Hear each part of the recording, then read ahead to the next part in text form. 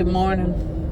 Good morning. All right, this is the last morning of our Savannah adventure, and we are heading toward Pooler to go to 8th Air Force. It's a museum. What's the word? Not commemorating, but representing or Honoring, whatever. The 8th Air Force. So we're going to stop by there, and then we're going to head over to Statesboro to drop something off to Addie, and then we're heading home. Had to make a stop. Can you tell we're Dunkin' people? I'm not a big Starbucks fan. That comes from our daughter. I almost said the wrong thing. I'll have to delete that out. You can tell we're Dunkin' people. I am not a Starbucks fan. And Kurt got a large frozen caramel coffee. That's what he always gets. Not always. Almost always. Just since I've been going to Dunkin'. And this one is perfect. Medium, hot coffee, shot of mocha, extra milk, 1 Splenda. Perfect. You are a complicated woman. It's really not that complicated. It's pretty complicated. No. So we've had a pretty good trip. Everything that has happened on the negative side has also rebounded to the positive. We've met some really interesting people, but then we've also met some rude people. But I guess that's the way it is everywhere, right? By interesting, we mean good. Yeah, the tour guys were really good on that tour. I would recommend doing that tour because, you learn so much stuff about Savannah. I agree. And you see so much. I would have never seen, all the architecture, Not if you were driving, no. Because I have to, when you're not familiar with an area, you have to focus on driving, and that's kind of a turd. But it's basically been a good trip. The first day was kind of a bust, but most of it was driving, but that's okay. So we're off on our last adventure of our trip. Well, we got to see Addie. That'll be an adventure in itself. Maybe. Kids. I'm assuming that it's that building. It's a very unique looking building. Yeah, because there's the sign. Turn left, then turn right. Oh, check it out. See the plane out there? Oh, wow. That's cool. It'll be better once I get out. Okay, we're here at the Mighty 8th Air Force Museum. And there's the building that houses all the cool stuff. But outside, they also have a couple of airplanes, it looks like, or replicas. So we're getting closer.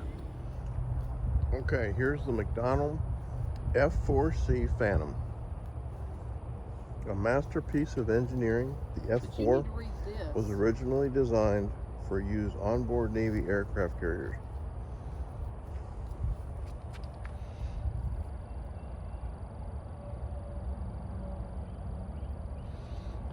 So what is this? Worth W. Boyster Jr. and Thomas restored this aircraft in 2017 to honor their Air Force classmates on occasion of their 50th reunion. Wow. They were in the 23rd Cadet Squadron and later flew the F-4 in combat in Vietnam. Together they had over 450 combat missions. That's what I was saying. I don't even have to duck.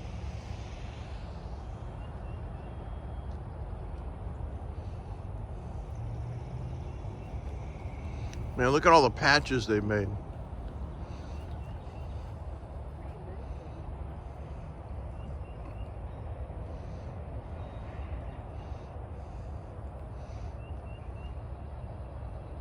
Man, those canopies are small, small, small.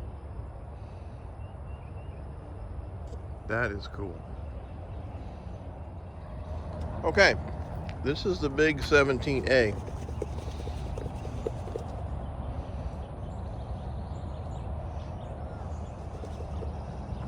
And this one,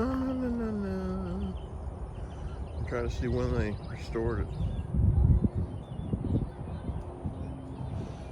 But I mean, this thing is small. We were wondering what this was for.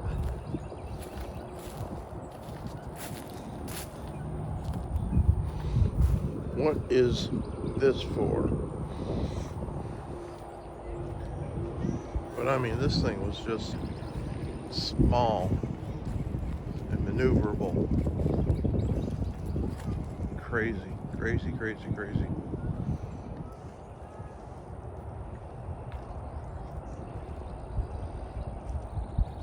And I mean, look at what you're looking out of.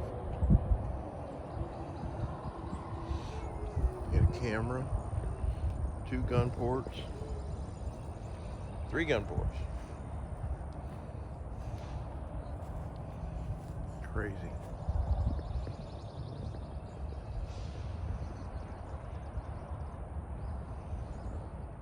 Okay, this is inside. And I believe that is a parachute. Right there. I like the flags. You got a lot of flags. I'm sure they all mean something. But I don't know what they mean. Telephone booth.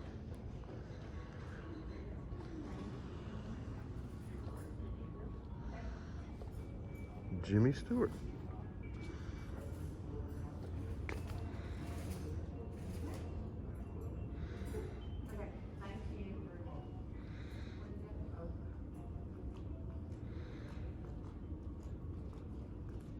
Okay. Didn't know that. Yeah, there's Eli. Jimmy Stewart. I saw that as I came in. I was going to read about it.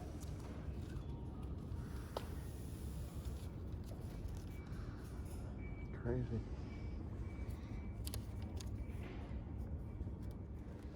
Okay, I just left the restroom, and in there, it's really neat because they have posters along the wall in the bathroom, like with women, you know, encouraging women to serve like as nurses and doing their part for the war effort and everything. So nobody was in there, but I'm still not going to report it. This is named Louis E. Lyle Rotunda. I can't breathe. Yeah, It's hot in here, and this is really hot. this is the first thing that you just walk into. And I mean, it's just, Lee and I were just talking about the generation that had to go through this war and what they had to go through, you know, for us to be, you know, able to do this that we're doing now. It is concerning. But yeah, this is just walking in. Go ahead and read that. I think they're wanting to go by. Oh, you guys can go.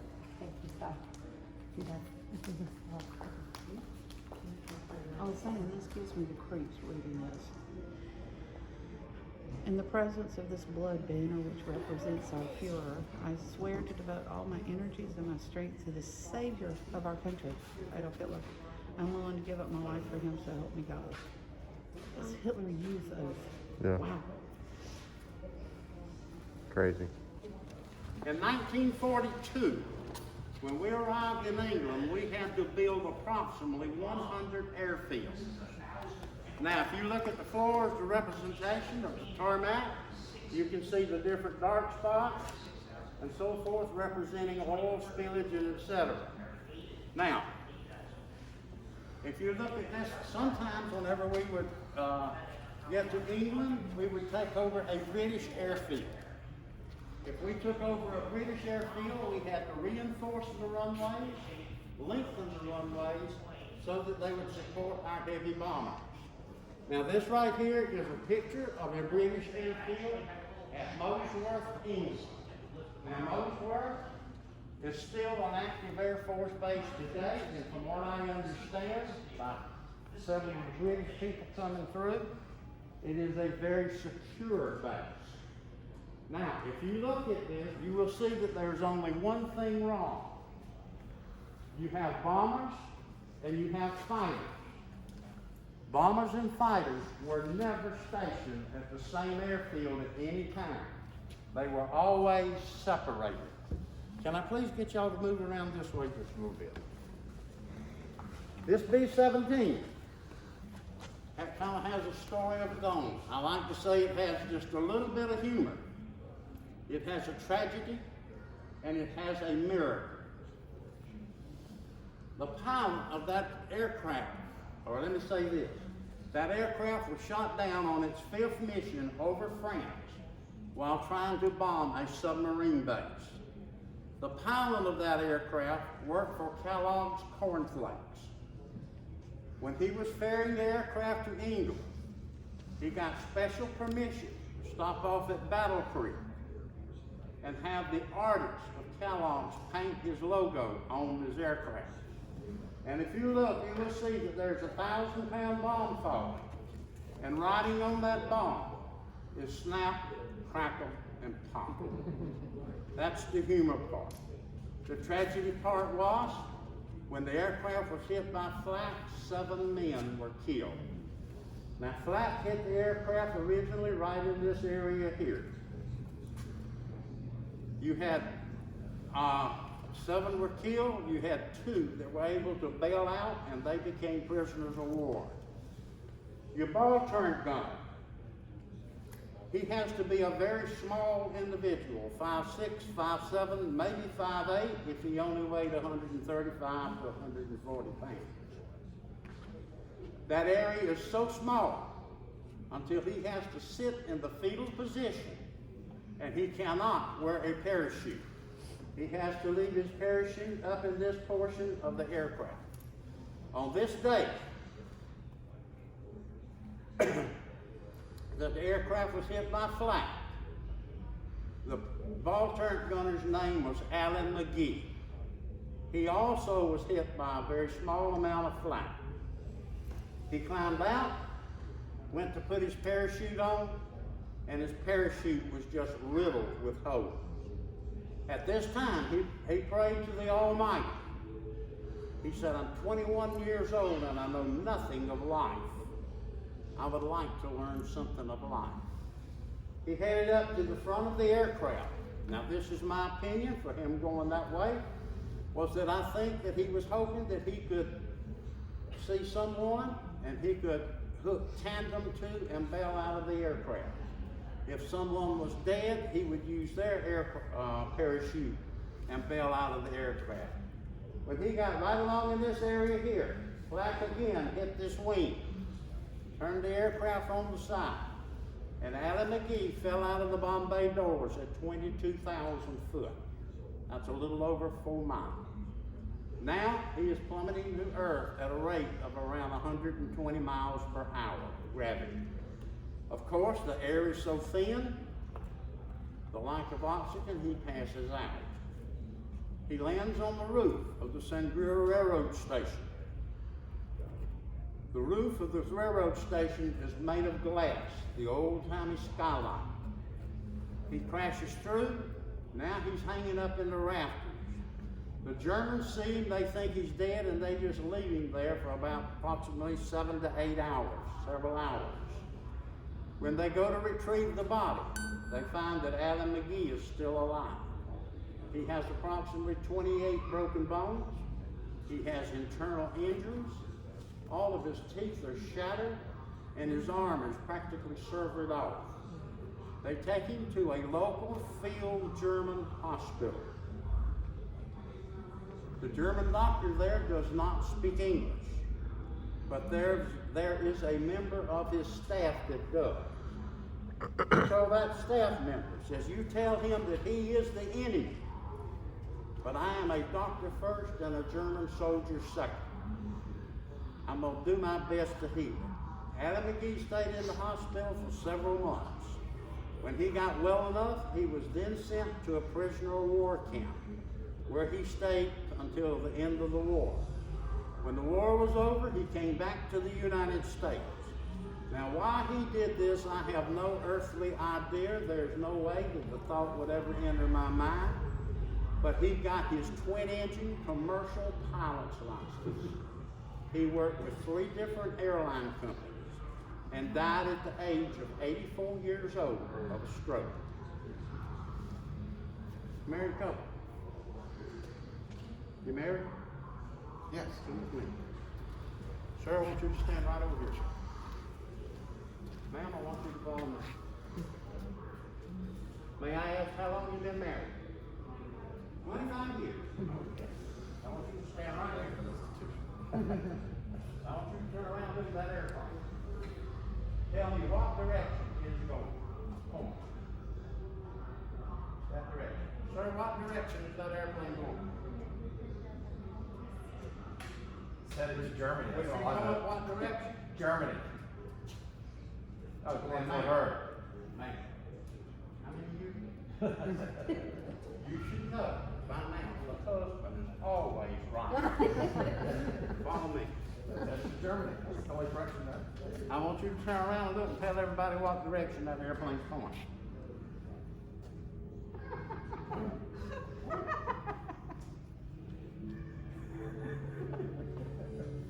Now, if you look at that picture there, if you go to walk down, it'll all turn the same way. Due to time, can I please get y'all to come into the Quonset hut? Oh my God, look at that. This right here, civilians call a bullet. Now, the 20 years I was in there, in the military, we did not have bullets. This was called a round.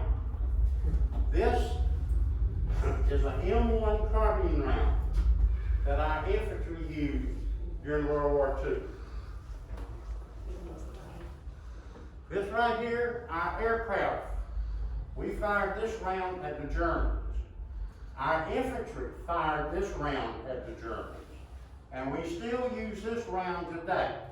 This is a 50 caliber machine gun round.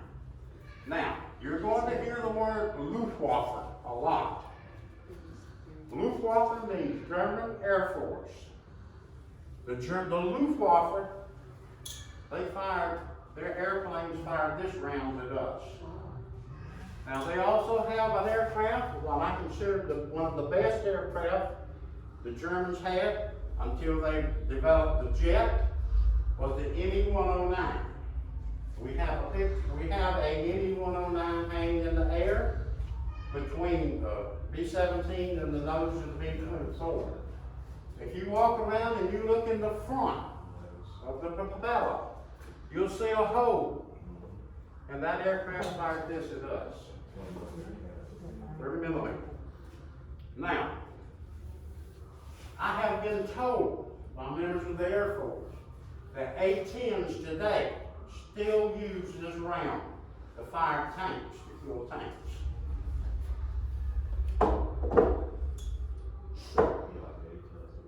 We got young people smart, I know. I'm going to ask questions. What happened on December 7th, 1941? Pearl Harbor was bombed. What happened on the 8th of December, 1941? The United States declared war on Japan. On the 11th of December, 1941, Germany declared war on the United States. Now we're fighting two fronts. Congress decided we needed more air power. So, on January the 28th, 1942, the 8th Army Air Corps was formed. Headquarters, now we did not have an Air Force. Headquarters for the 8th Army Air Corps was located downtown Savannah, Georgia, on Bull Street, which today is the American Legion. It consisted of 7 men and a pickup truck. It was there for approximately 2 months, and then it moved to a place called High Wycombe, England. Now, what you're sitting in, the Europeans call an Assan hut. The Americans called it a Quonset hut because it was manufactured and produced in Quonset Point, Rhode Island. Now, this was like a Marriott. It had a concrete floor where you didn't have to sleep on the ground or in the mud, and it kept you out of the elements.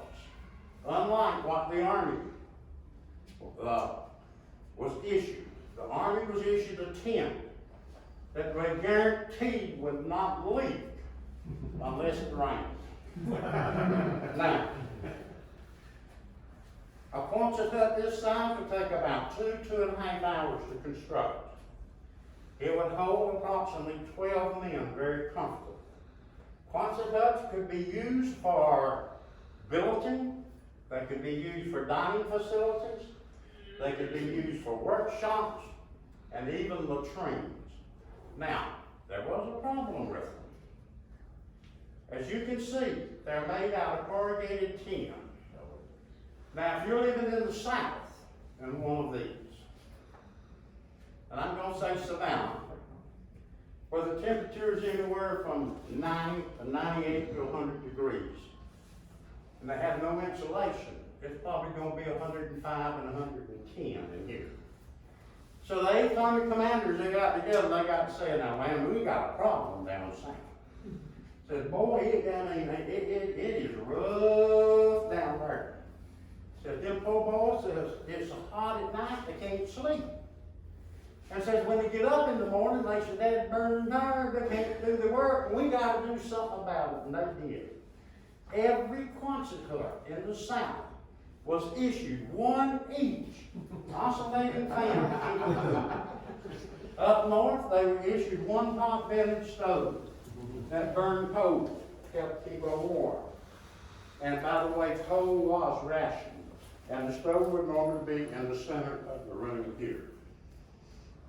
Now, in 1942, when we arrived in England, Germany had already occupied all this area you see in brown, even Norway. And one of the main reasons they wanted Norway was because it gave them better access to the sea. The only place they could not occupy was Great Britain. The commander of the Luftwaffe, Herr Göring, They were surrounded. he told Hitler if he would let him raid him with his aircraft, that Hitler could invade within 3 to 4 days. That did not happen. When the Germans came through, they would cross over the English Channel. They would bomb things like transportation points, churches, manufacturers, so on and so forth. Now, the Germans had a new device. So did the Germans. It was a device called radar. But the British had theirs, a lot of theirs mobile, which gave them a greater defense. Winston Churchill got tired. He sent a group of aircraft over to Berlin. He bombed Berlin. Now this infuriated Hitler. Now we have what we call the Battle of the Blitz. Germany bombed London for 70 straight nights. The people of London would send their children up north or to the countryside to be safe. But this came to a great expense. Germany lost a lot of aircraft, and they lost a lot of good, experienced pilots. Your squadron is located right here. 8th Army Air Corps is going to send down your mission. It might take a week to 10 days for you to get your mission. They're going to tell you where they want you to bomb. Today they want you to bomb this munitions factory. They're going to tell you the route they want you to fly. They're going to tell you where you're going to meet your fighter escorts. And they're even going to try to tell you what the weather's like. Now, a squadron is going to consist of anywhere from 12 to 15 aircraft. At this Air Force airfield here, you may have several different, 8 different squadrons. You're going to take off, meet your fighter escorts right along here. Once you get to the English Channel, you're going to automatically become radio silence. That means you cannot talk to aircraft, and you cannot talk to anybody back in England. Only the 10 crew members that are aboard that one airplane. Once you get right along in this area here, your fighter escort's going to turn around and come back to England because they do not have the fuel to fly 2,000 miles that our bombers have. Once we get to this point right here, now we're gonna come down at an angle. We're hoping the Germans think that we're gonna bomb somewhere down here. Once we get here, we square off, we get to this point here. That is called the IP point, the initial point. The pilot of the aircraft is now gonna turn the airplane over to the bombardier. The bombardier is gonna actually fly the airplane until he drops his bomb load. Once he drops his bomb load, he's gonna give the airplane back to the pilot. This area in here, we're literally saturated by the Luftwaffe and flag. I'll finish the briefing when the movie's over.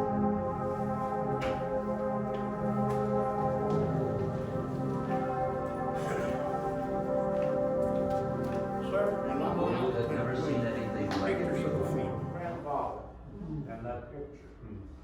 If you were leaving England, and you were gonna fly down, say, to Munich, it would take you anywhere from 10 to 12 hours round trip flight. Now, if you look at this map and you see the black lines on it, one of our volunteers, those are the routes that he flew during World War II.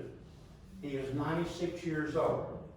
And we also have a lady that was a Navy decoder, and she is 96 years old.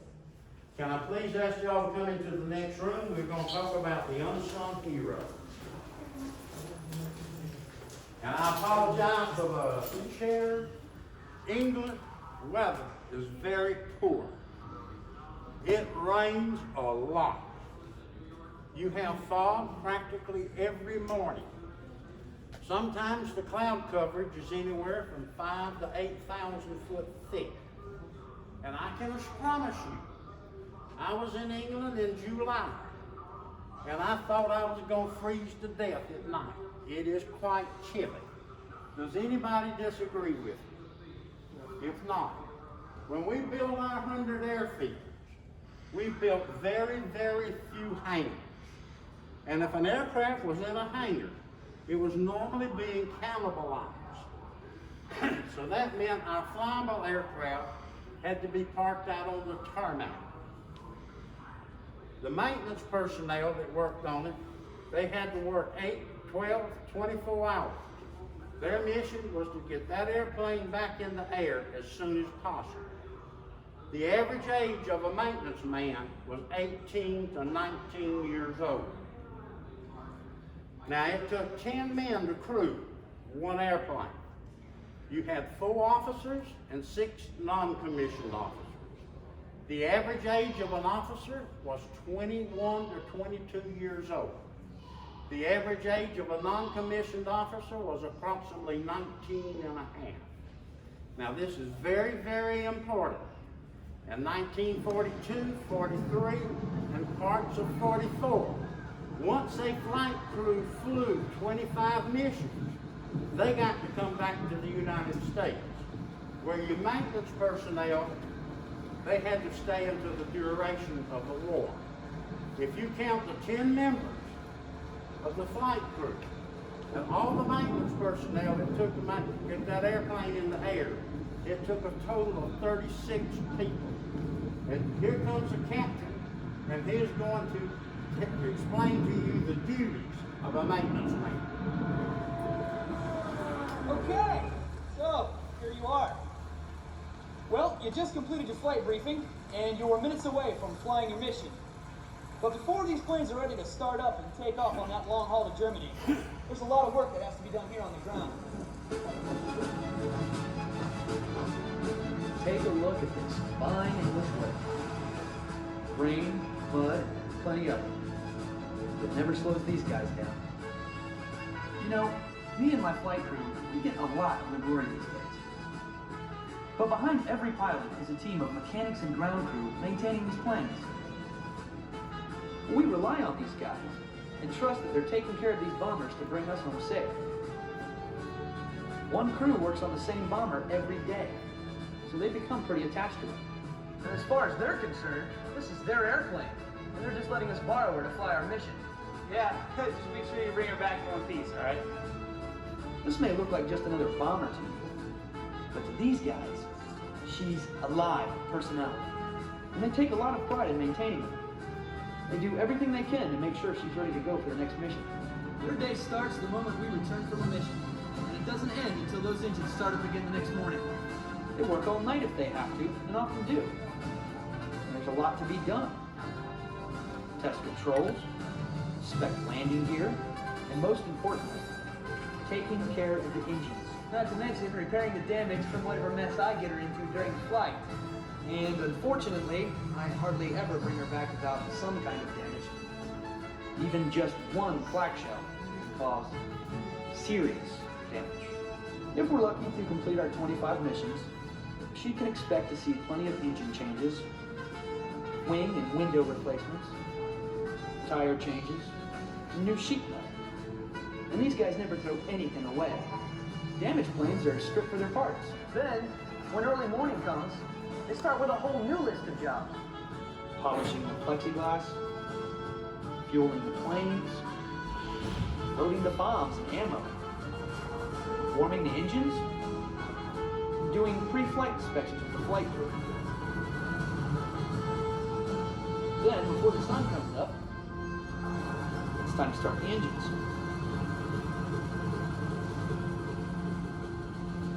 And now comes the ground crew's hardest job of all.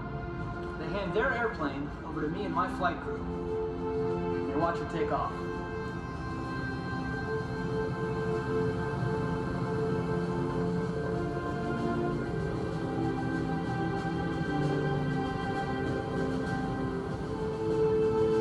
They call it sweating out a mission. Hanging around the base, watching the skies, wondering what damage she'll return, if she returns at all. Well, looks like we're ready to start engines. Time for you to experience the mission firsthand. Goodbye for now, and good luck.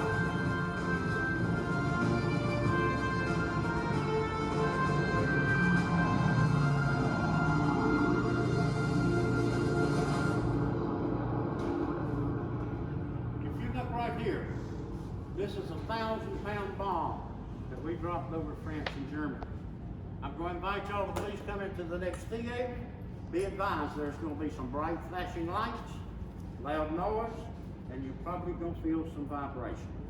You're going to see his first introduction when he arrived at his first duty station in England, what he saw the first day. And you're also going to be flying on his 12th mission over Germany. Now, in the early part of the 30s, the Department of Defense decided that we needed more aircraft. So they went to Douglas, Martin, and Boeing aircraft companies. And they gave them the specs as to how they wanted an aircraft to be built.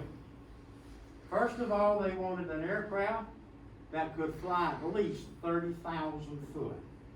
Now, normally that had never been done before.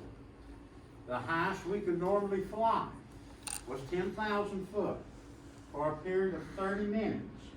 And then we had to descend due to the lack of oxygen at 10,000 foot. If you flew much longer than 30 minutes, you would develop a thing called hypoxia, and that messes your mind up. Now, the next thing they wanted was an aircraft that would fly 2,000 miles on fuel. The next thing they wanted was an aircraft that would carry at least 6,000 pounds of bomb. And they wanted an aircraft that could defend itself. Now, once our B-17 out here is complete, and the G-model that they had in England had 13 50 caliber machine guns on board. Now, that was a very, in the 30s, that was a very highly technical piece of equipment. Of course, nothing like what we got today. Let's say, for an example, you were flying at an altitude of 22,000 foot. On the outside of the aircraft, it was 40 below zero. Wow. On the inside of that airplane, it was 40 below zero because the aircraft were not pressurized. The crews, they had to wear a special suit, flight suit, that had wiring in it that they could plug in. And that wiring would literally produce a very small amount of heat. Then they would put a fleece-lined leather uniform on top of that. If you look at the nose of the V-17, there's a mannequin showing you how they were dressed. I'll finish the briefing as soon as the movie's over. And by the way, some of the film was actually taken during World War II.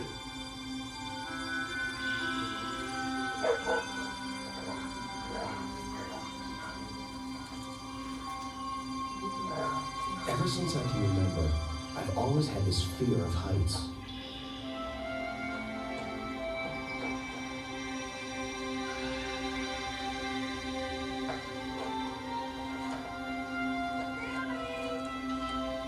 Over here! Billy! Over here, Billy! Billy? Billy! Pass me that flag helmet, will you? My name is William J. Taylor, but everybody calls me Billy.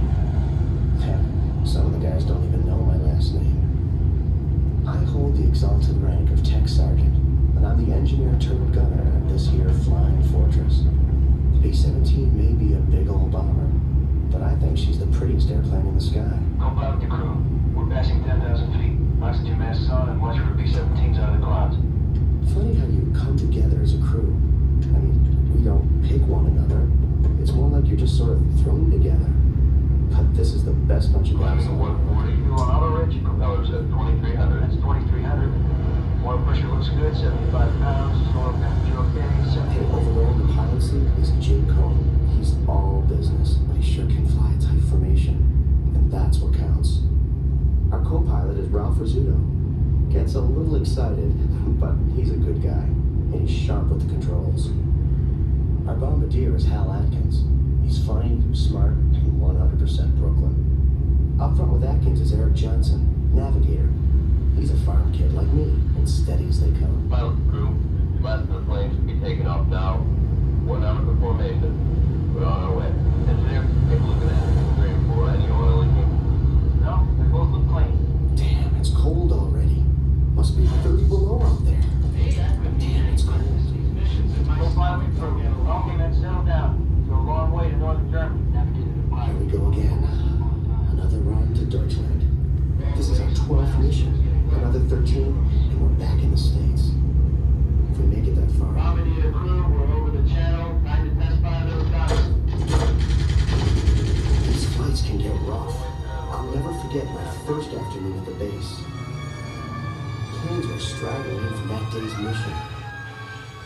Jeez, some of those 17s were really hurting.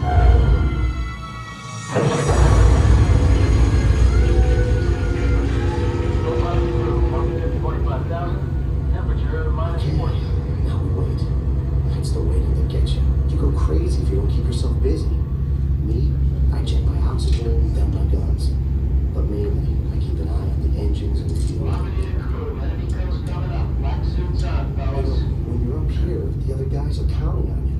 And you're counting on them. So you've got a job to do, and you do it. That's what you're trained for. Black ball, block level. Don't have our range. Red flag, 3 o'clock level. We have somebody. Looks like B-24. We got that. This on 1 o'clock. Oh, come on. Back if you have it.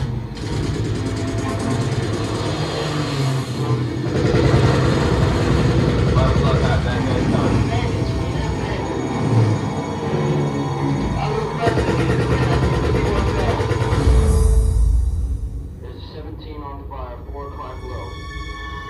Going down, down. Number 3 and 4 inches of smoking. P-47 coming around, 4 o'clock low. I got it. Got a 190 on the tail. Some guy came close. I could see his face. Smoking bad. After he's going. The guy I hate most is seeing another ship go down.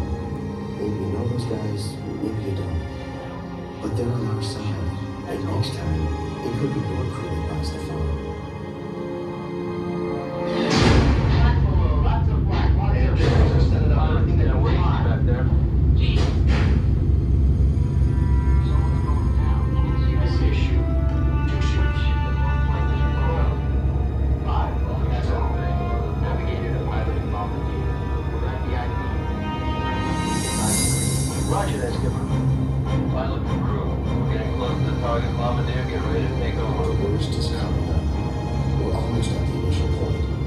That's when we turn for the target. It's like every other mission we've flown. The enemy will throw us a wall of flight. Any second now, the sky will turn black. You look at it and you turn white. But once we're on the bomb run, we stay on it. No matter what, we sit here and take it. Until we deliver the goods. We'll be in their backyard for a while. Navigator to pilot, we're at the IP. Your turn for the target. Pilot to crew, we're on the bomb run. Your airplane, Bombardier, let's do it. Bombardier crew, bay doors open. Bombs away, bombs away.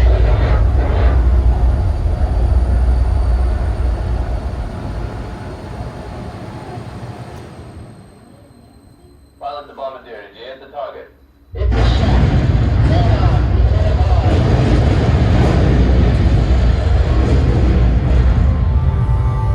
Okay, up to this point we've been working for Uncle Sam. Now we're working for ourselves. Let's go home. This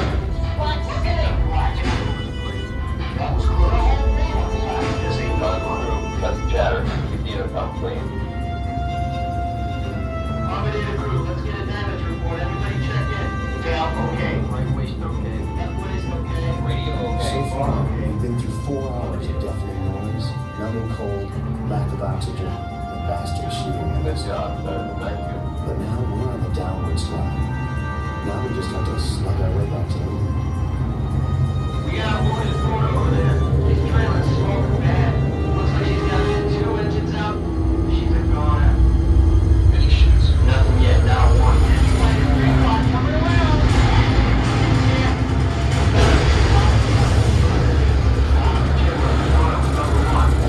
Hang on. Might be okay.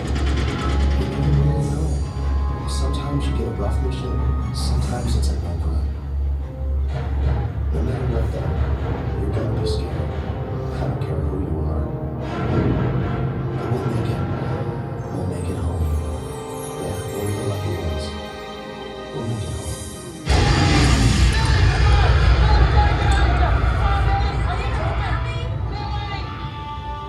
Are you coming home?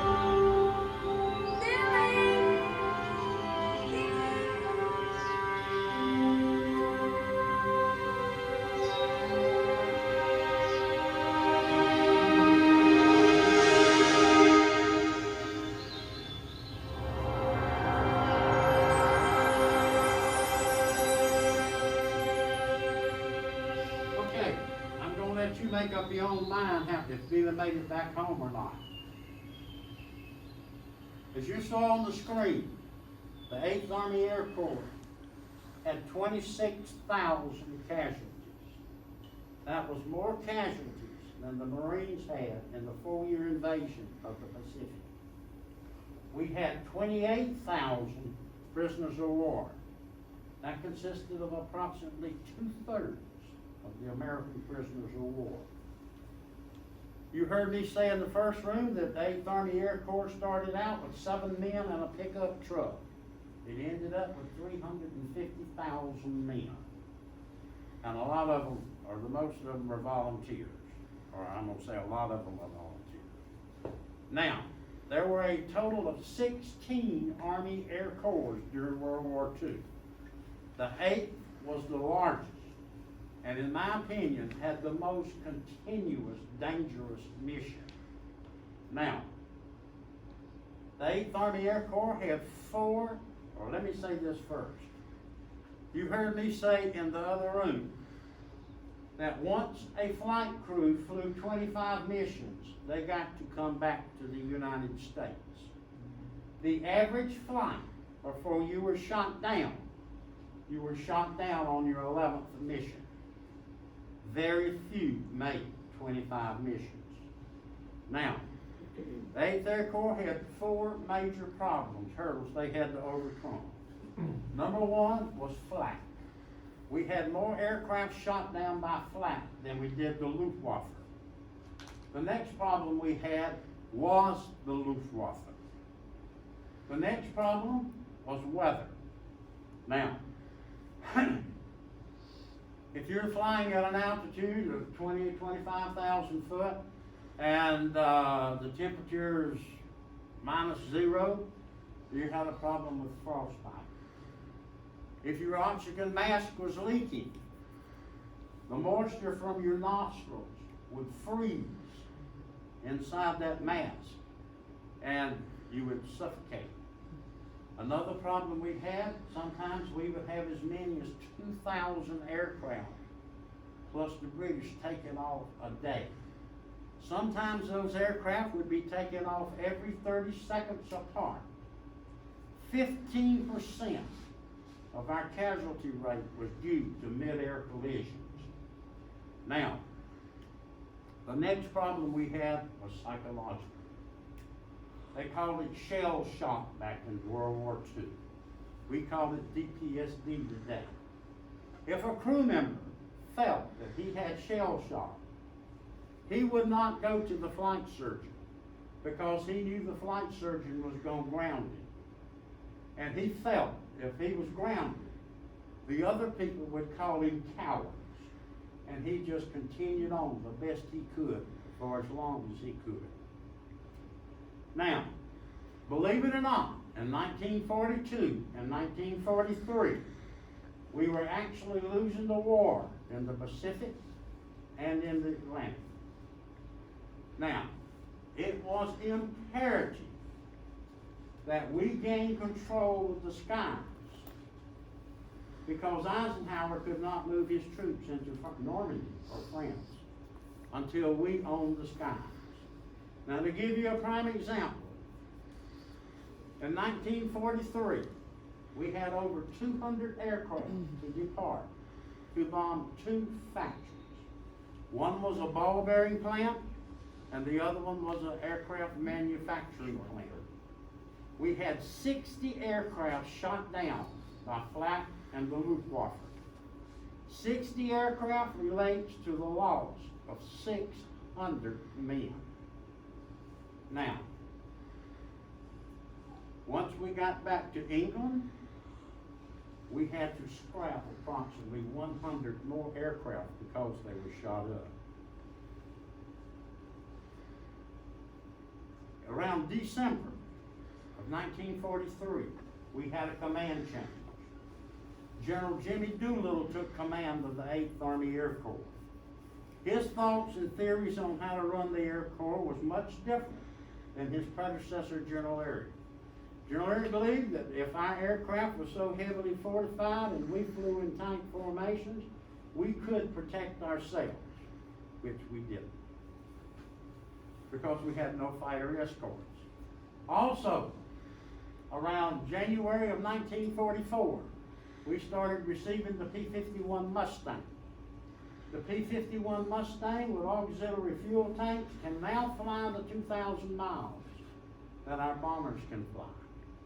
Casualty rate immediately started to drop. Now, Doolittle's theory of once we dropped the bomb load and we were coming back to England, if we saw an airfield, German airfield, we were going to scrape that airfield. If there was a plant that was producing war materials, the Mustangs would scrape that plant. Might not put it out of business for 2 to 3 days, but at least that's 2 to 3 days that Hitler was not getting supplies from that one factory. Now, around February of 1944, we had what we call Big Week. We had the 8th Army Air Corps, we had the 9th Air Corps out of the Mediterranean and parts of England, we had the 12th Air Corps out of North Africa, and the 15th Air Corps out of Italy. They got together and they bombed Germany for 1 solid week. Now, I have been told that there was as many as 11,000 men a day in the air that week. By March of 1944, we have now destroyed the Luftwaffe. We now own the skies. Destroyed the Luftwaffe, but not the Flak. Now, Jimmy Doolittle, at this time, well, I put it this way, in March, we owned the skies. In June, Eisenhower invaded Normandy. At this time, Doolittle, he changed the mission rate from 25 to 30 because the casualty rate started to drop. Now, the pilots, they loved this. Their theory was, we have to fly 25 for Uncle Sam. Now we gotta fly 5 more for Jimmy. Also, right before the war ended, Doolittle changed the mission rate to 35. Now, when Pearl Harbor was bombed, our military forces was not very strong at all. We had approximately 1 million personnel in our armed forces. Our army only consisted just a little over 500,000 men. Adolf Hitler's military force consisted of 6.8 million. So we were highly outnumbered. Now, when Pearl Harbor was bombed, we had the men joining our military forces by the thousands. And that left voids in the factories. And who filled those voids was Rosie the Riveter and Wanda the Welder. From around the end of spring before summer, the middle of 1944, to May the 8th of 1945, Ford Motor Company made 8,000 B-24 aircraft. The ladies and was helping to produce 1 aircraft every hour. I just can't fathom that. They had their stuff together. And in my opinion, with Rosie the Riveter, Wanda the Welder, and the Wasp, there's no way that we could have won the war without the ladies. Now, World War II was our first terrorist war we had ever been involved in, because we intentionally killed civilians. There were over 600,000 civilians killed, and over 20 million left homeless.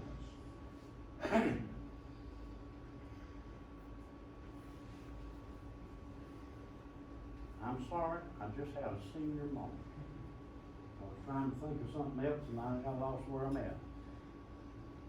Historians indicate that there were more people killed in World War II than all of recorded history. Somewhere between 50 and 60 million people killed during World War II. Other historians totally disagree. They say that the rate should be much higher, maybe up around 90 million, because the Russians did not keep account of their dead, or at least a very poor account of their dead. So we actually don't know how many people were killed during World War II. We only had 1 flight that we flew that we did not have an individual hurt or an aircraft damaged. And that was the first flight squadron flown from England to France and back. And the lead pilot of that aircraft, or that squadron, and here's where I got my, I can't think of his name to save my neck, and I've said it for 3 years, every 3 or 4 times a week. He was very instrumental in ending World War II. Now we run about 15,000 students through here a year, and I always mention that. He dropped the first atomic bomb on Hiroshima, Japan. What was his name, sir? Tibbets. Who? Oh, Paul Tibbets. Paul Tibbets, thank you, Paul Tibbets. He dropped the first atomic bomb on Hiroshima, Japan. I'm gonna give you a little bit of trivia. How many people have ever heard the expression, the whole 9 yards? Nobody? Okay. Does anybody know where it come from? Well, I'm not gonna let you steal my thunder if you do. When our aircraft would go out on a mission and come back, the commanders would come down and ask the gunners, how did the mission go? And every gunner would tell them, we ran out of ammunition. So the commanders got with the engineers. The engineers made a 50 caliber machine gun belt, 27 foot long, which is 9 yards. Whenever they'd go out on their mission and come back, the commanders would come down and ask the gunners, how did the mission go? And every gunner would answer, sir, we gave them the whole 9 yards. That's where the expression comes from. Let me say this. I want to thank y'all for coming to the 98th. I hope through the films, or maybe something I've said, you've learned something that maybe you didn't know. You're not quite halfway through the museum. You can go back to the prelude if that's where you were starting at and come through. But I want to say this. I pray every night for every person that comes to this museum that y'all have a safe travel wherever your journey may take you. You can exit out this door here on the side. Thank y'all for coming to the 98. Thank you. I'm going to just do kind of an overview.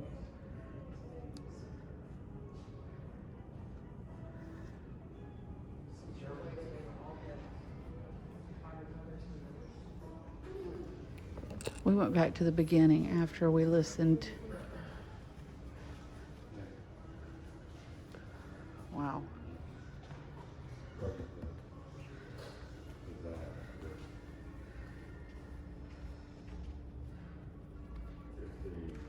Yeah, he was talking about that. Everything in brown was occupied in 1942.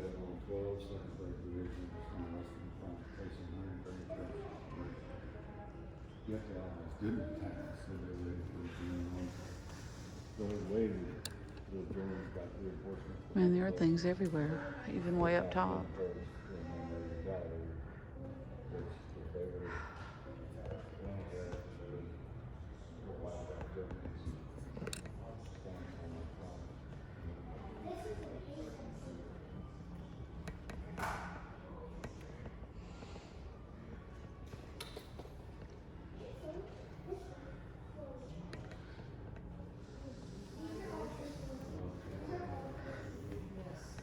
What is this? British officer service dress jacket? Is that what it says? Yep, 1932 pattern life jacket.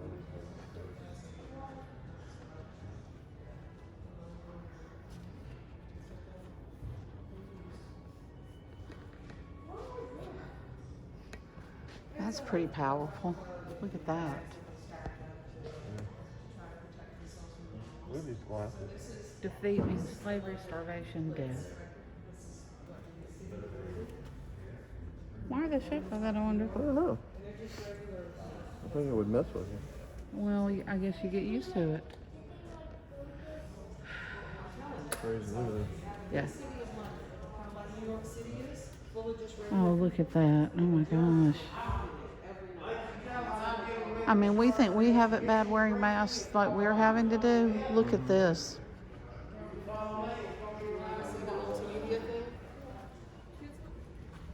This is interesting.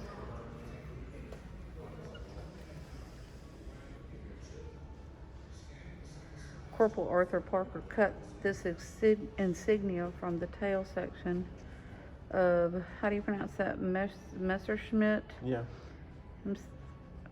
ME 109 on the morning of August 31st, 1940. The aircraft crashed in Ellen Park Wood at 9:30 after being shot down. Great. See, we as Americans, I mean, we get it, but we don't get it. I mean, look at this picture. I mean, 9/11, of course, we saw devastation, but I mean, this was Every night. This was, Every night. I mean, Britain saw this all the time. I mean, this is a library. Yeah. Let's go.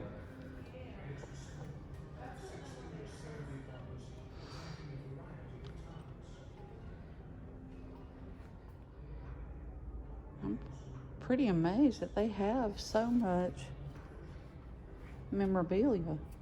You know, German memorabilia.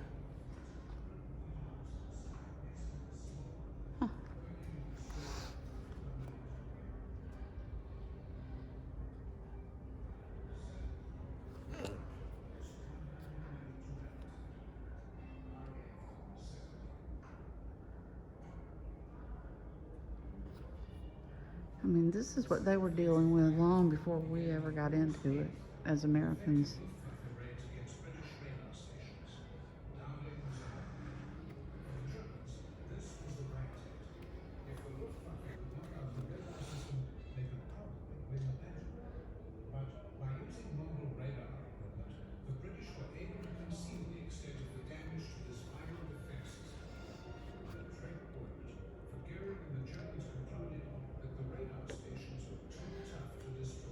Says Japanese flag autographed by family members. Small Japanese flags of this type were popular with Japanese soldiers.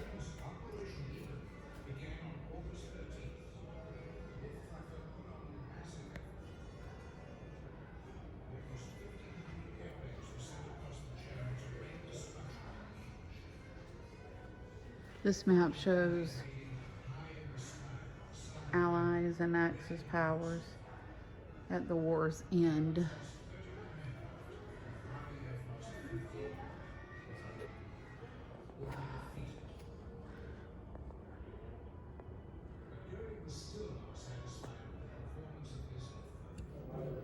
Now, I was listening to him talk about flak, and I'd heard it before, but I didn't know exactly what it was. So here's what it is.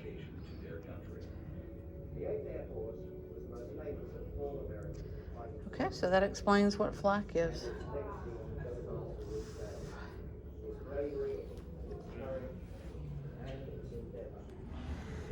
You know, we're worried about wearing the masks. I know, that's what I was talking about back there. Imagine.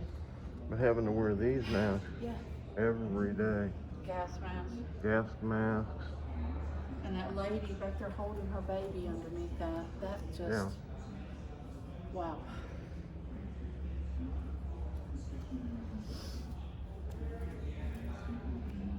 This is just crazy.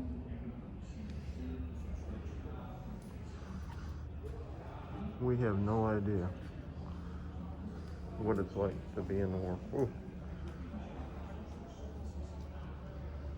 That's pretty cool.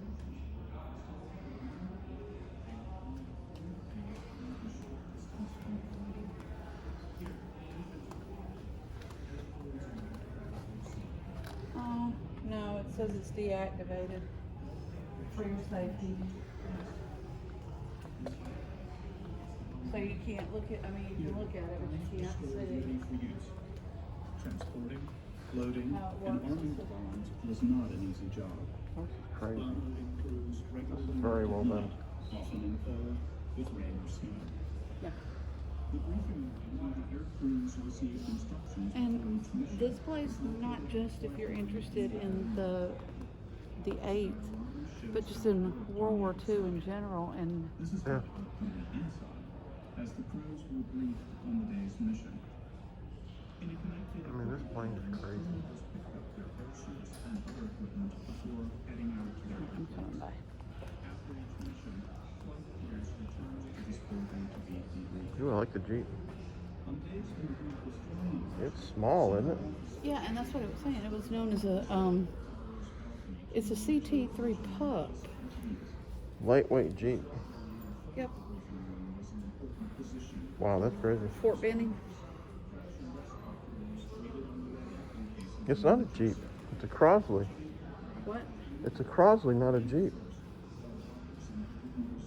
Huh. It looks like a Jeep. Yeah, it does.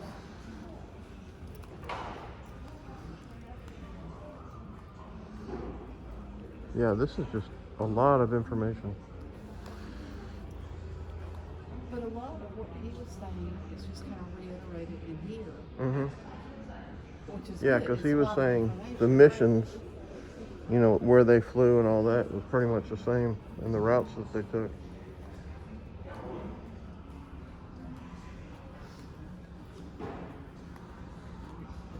Here's another shot at this plane. There's another one back there.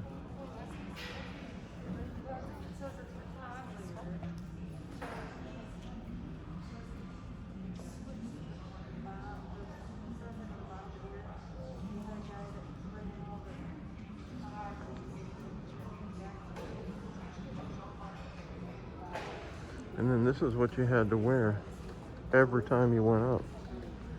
Because he was saying it was 40 below up in the air. And there was no, you know,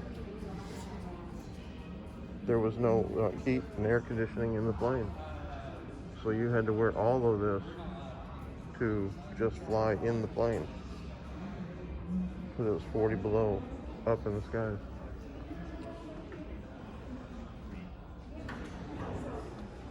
There's the bombs.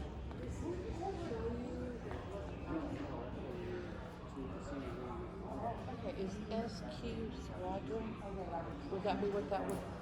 So right over here is something you don't even think about. Weather. It says the 18th weather SQ. Is that Squadron? Uh-huh. Yeah.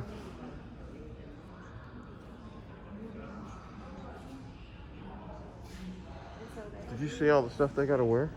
Yeah. But like he was saying, if you are, I don't know whether this would be what they would wear, but if you are that high in those aircraft, Yeah, that's you what he was said it's saying. 40 below. You would have to have all that. Yeah. And then it plugs into the plane to generate electric heat up in the sky. How scary would that be? I don't even like electric blankets. No. Crazy. And then look underneath. The bomb doors.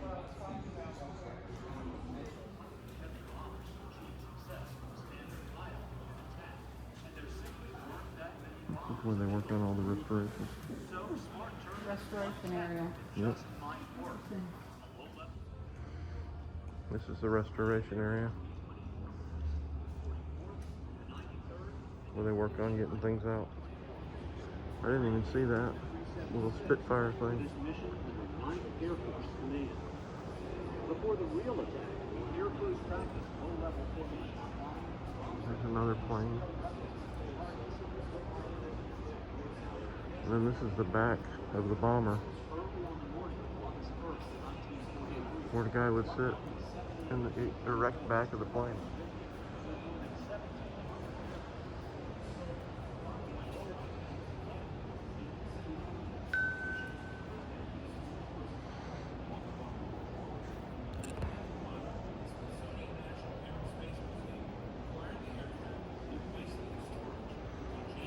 I mean, this is just amazing. To me, it's amazing. There are the engines.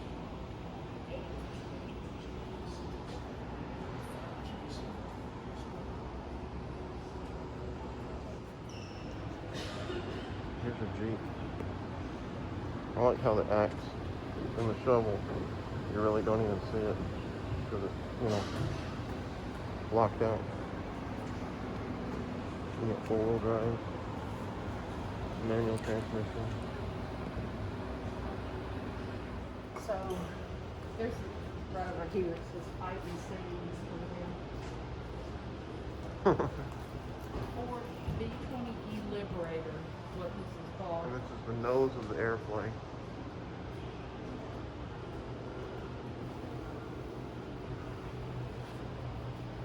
It says the battle-ready Uncle Sam bears a black eye, symbolizing the attack on Pearl Harbor. Yep, black eye. I didn't notice that as I came by. I didn't either.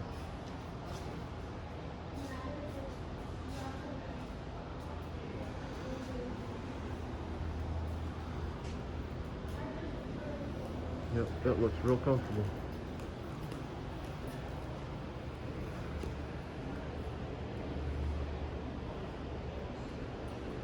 They have put two signs here, do not sit in turret. So apparently people have been trying to sit in the turret. Well, I was thinking about it. There's the bullets right there, 50 caliber. I guess for Q, it's probably tempting. Look at this. And here's a seat for the turret.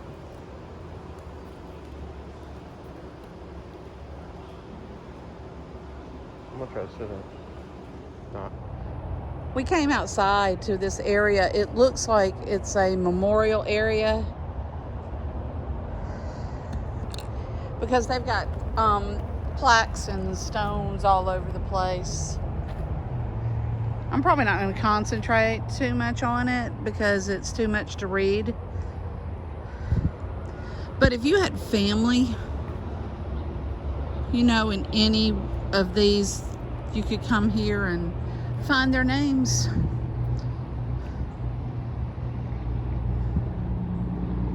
It's supposed to be peaceful, but you can look out there, way out there. 16 is out there, so it's kind of loud.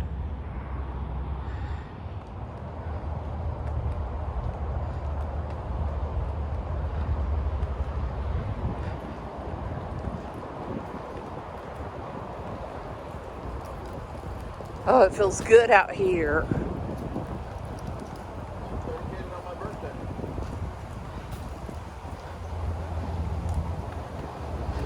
$19.99.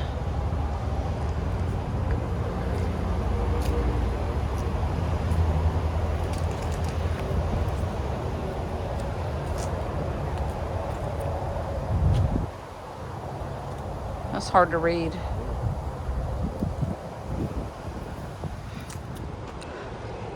Got this whole wall here.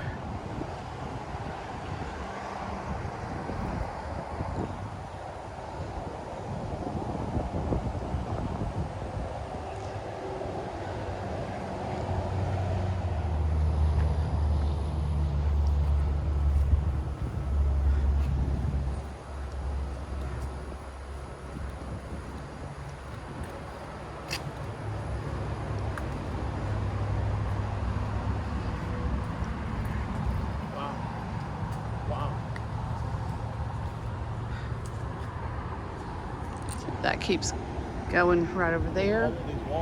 Yep, over there. And you can even see them over there. You see over there? Yeah. Way over there.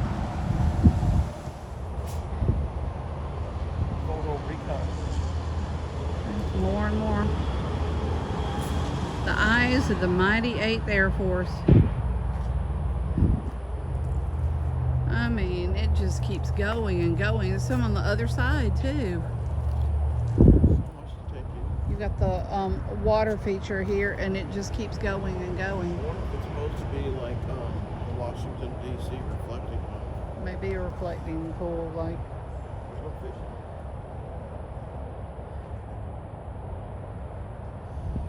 I hope we're doing this justice, because I mean, this is a massive dedication to all the men and women, well, I guess men. I don't know if there were any women who served in the 8th Air Force. But I mean, all of these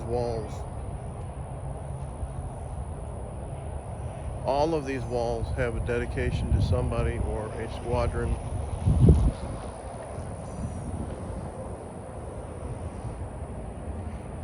And there's a church back there. Like all of these things, I mean, it's just amazing. The amount of people that were involved.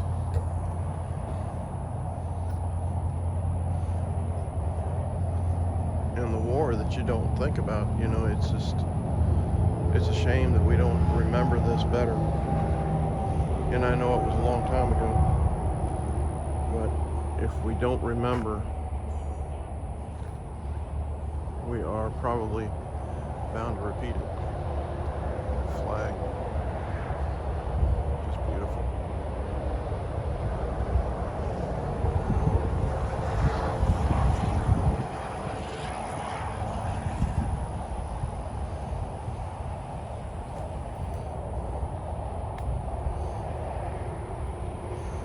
I mean, even the seats are dedicated, you know, honoring the 445th Battle Group.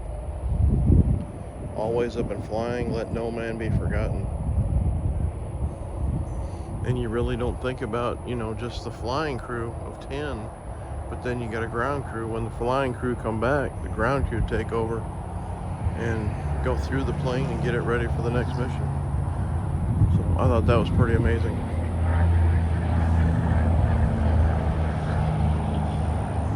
And here's another plane. That looks like a B-52 to me. But I'm no expert. I mean, you know, you look at all of these names are honoring somebody who served to protect our freedom. So we were not, you know, under Hitler's rule or Nazi rule or... Nope, that was a B-17 bomber. Boeing B-47, I'm sorry. Stratojet.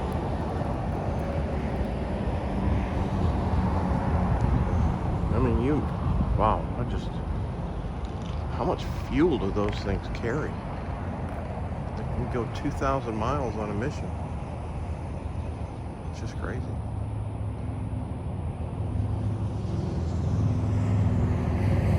Yeah, and look at the straps that they have to keep in to keep this thing, like if, you know, wind gets really crazy, like in a hurricane or whatever. I mean, this thing would actually take off probably if they didn't have it strapped down. Will take off and blow away. There's more straps over here.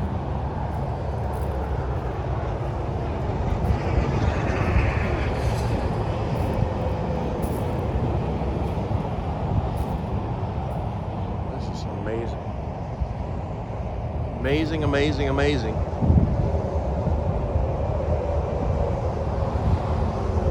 To me, anyway. There's another shot of the flag. Sorry for the noise of the interstate.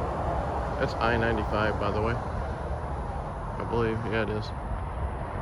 So, all right, I'm gonna finish up and go find Miss Lee, so we can go back inside and finish the tour. We're supposed to meet up with Addie a little bit later. Another shot at the church. We saw another video, and when, yeah, there they are. When the members pass away, I guess they can come here to be laid to rest.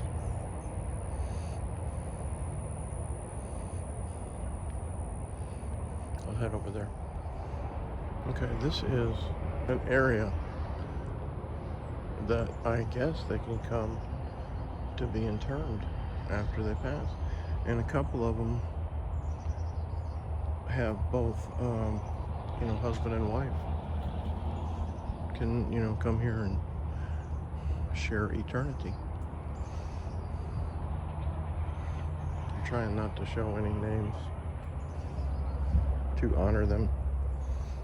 But yeah, this is nice. A member of the 8th can, you know, come here to be rested. This is nice. Let's see what this plaque says. Compass Rose, Savannah Municipal Airport building converted to base operations building 1938 to 1958.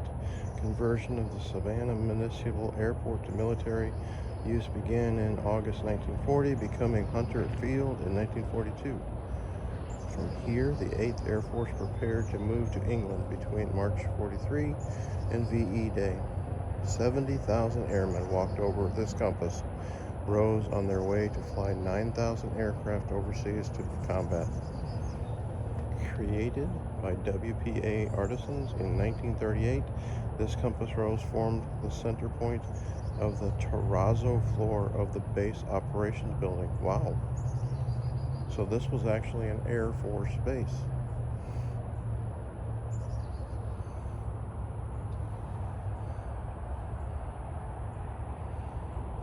So thank you for your service.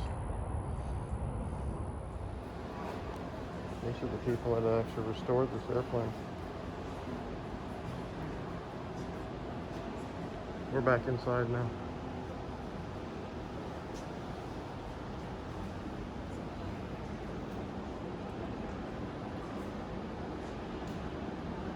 And now we're getting a reflection. So that's great. Yeah. And now we're into the POW part of it after you're shot down or captured.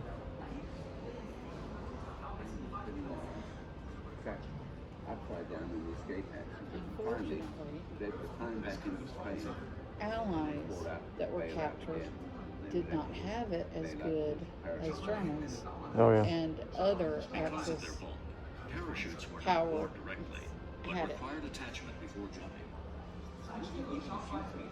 Because British and American POW camps were, I mean, they treated them humanely and gave them a lot of freedom. They actually didn't mind doing that. Well, and like you said in your book, actually, you know, they were treated well, and actually became part of the. I mean, I did my research. Yeah, they were actually welcomed into our society.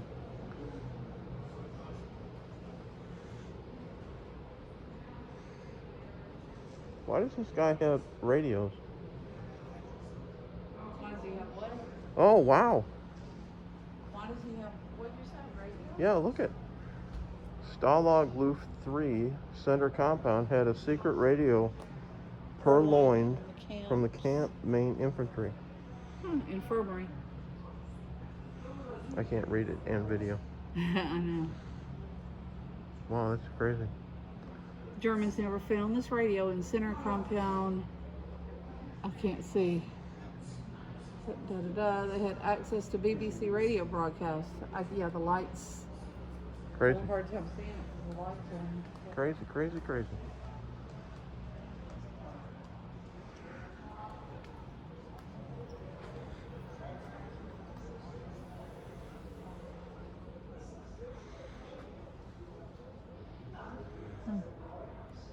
Like tooth powder.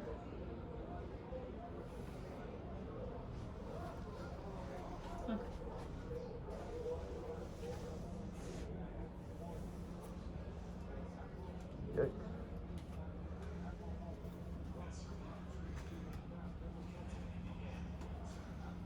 Oh, wow. Chest out.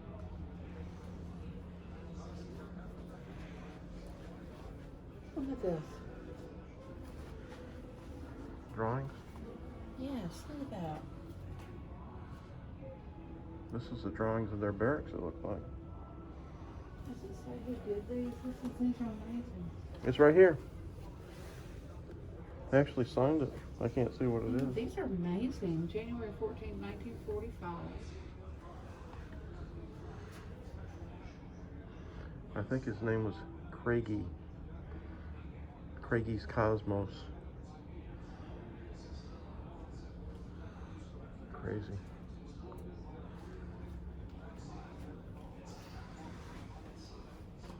Compound in depth.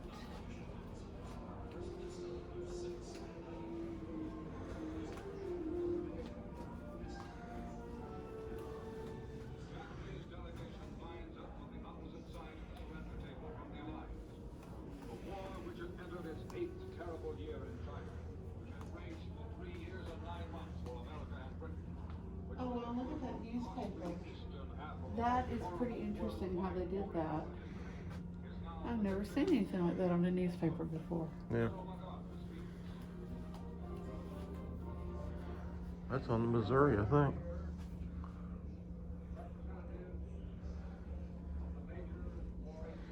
You know, it is amazing. You know, people complain about who is chosen the Time Man of the Year and things like that. You know, Hitler was chosen as Time Man of the Year. Yeah. Did you know that? Yep. Yeah, didn't they sign the surrender on the Missouri? I think they did.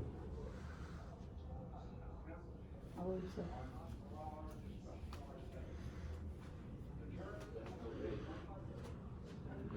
Of course, Hitler was in his bunker.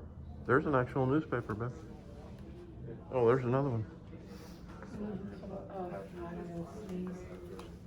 Okay, these are a bunch of different ones. Yeah, that's a better picture of it. Yeah. That's pretty cool. Wearing a mask or sneezing. Sioux Falls, South Dakota. So that must have been, okay, so that is on more than one newspaper. I thought that It was- looks like it was across the world. I've Or at never least seen it across the before. United States, yeah. I've never seen it before. Interesting. Germany quits.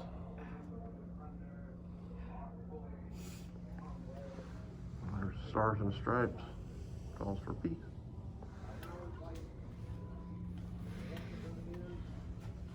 It's kind of sad that the newspapers are seeing their end coming. No more. Pretty much no more. Yep.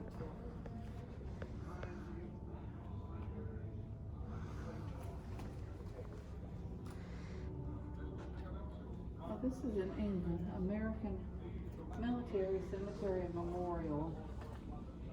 Madeline, England. The price that free men probably paid, I'm sure.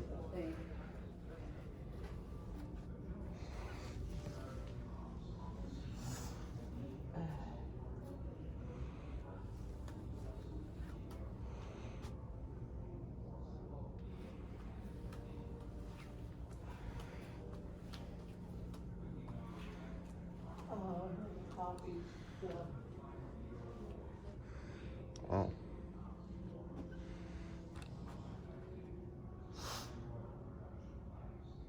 The Americans whose names here appear were part of the price that free men for the second time in this century have been forced to pay to defend human liberty and rights.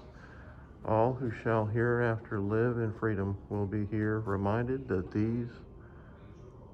to these men and their comrades we owe a debt to be paid with grateful remembrance of their sacrifice and high resolve that the cause for which they died shall live eternally. Eisenhower. Wow. This is crazy.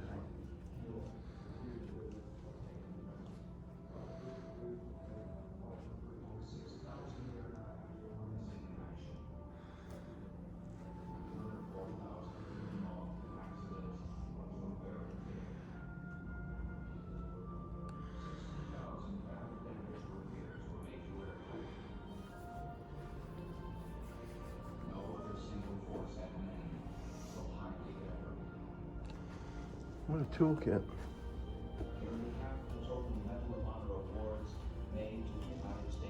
Riveter. Wow.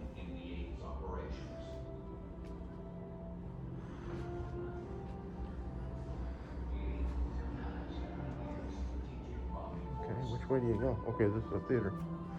Which way do you go? Commanders have produced the cornerstone on which the post-World War II United States Air Force was built.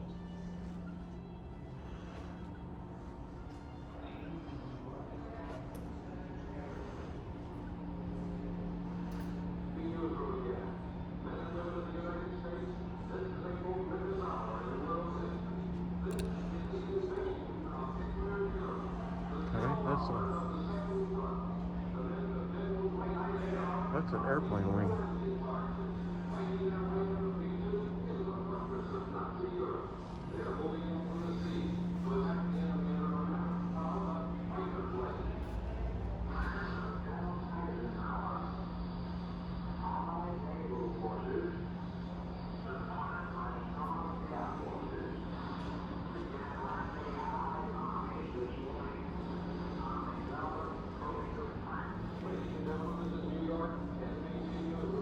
A2 jacket, Fairburn Sykes command dagger, a silk escape mat.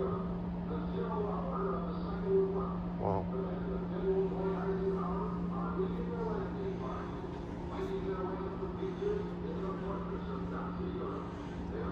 Man, I got separated somehow. Panorama of Normandy beaches. From intelligence photos.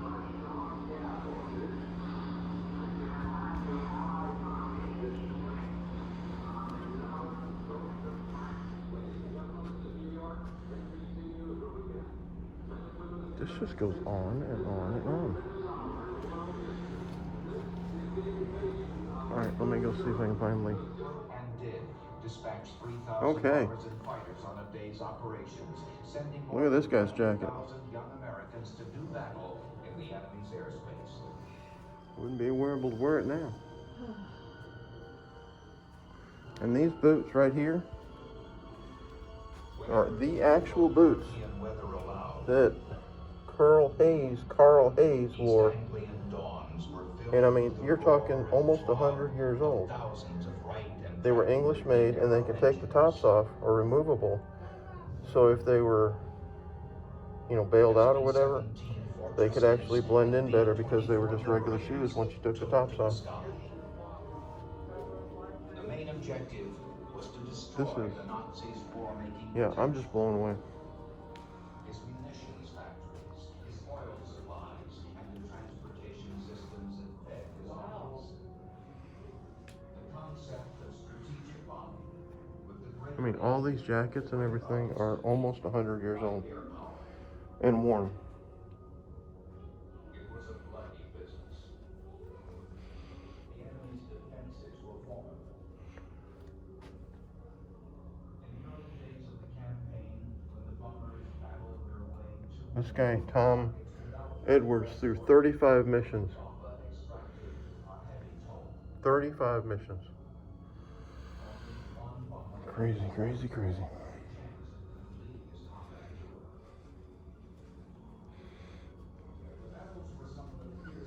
I mean, this just goes on and on and on.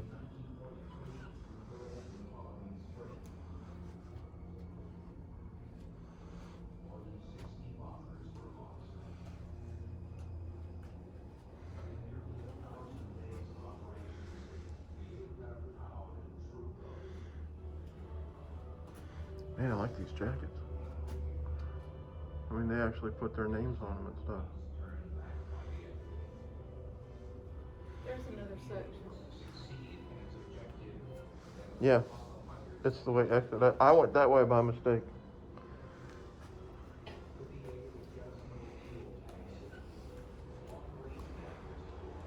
Do the bombs mean the missions? I wonder what the blue ones mean right here. What would the blue ones mean?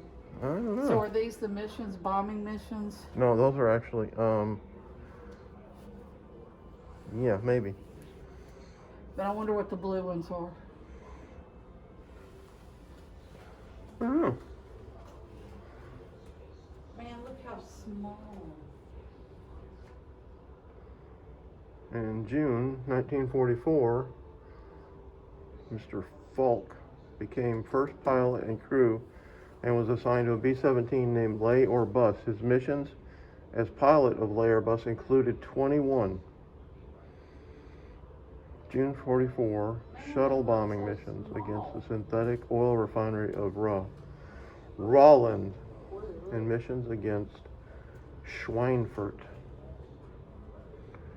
Parks completed his tour on 25 August 1944 with missions to St. Lo in support of ground troops. I mean, they went like crazy on these jackets. And I mean, these things are almost like 20 years shy of 100 years old.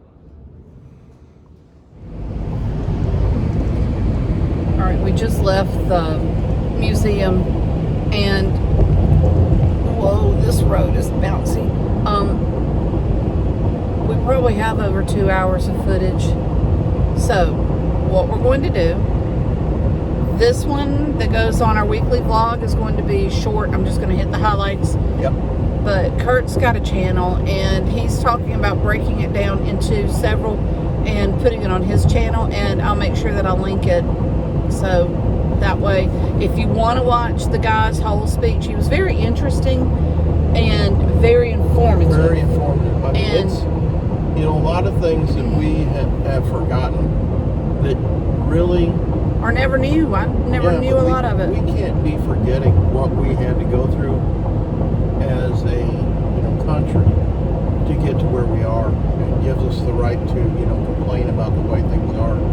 I mean, if you were living in 1940 to 50s, you didn't know from day to day if you were going to be able to have that right to be free. And places like this need to be went to and remembered, because if we start forgetting our past, we are going to repeat it, and that's what I'm afraid of. So that's my long speech, blah blah blah. But I was very appreciative, and I mean, they even have a place, they have a church there that lets them lay to rest the people who were involved in it, and gives them a place to rest with their spouses. So I mean, I appreciate it, and I guess guys appreciate it more than kids and chicks and stuff like that, but it needs to be remembered. Alright, so we're going to drive to see our daughter and have a little lunch thing with her, and then we'll head back home. Thanks for watching.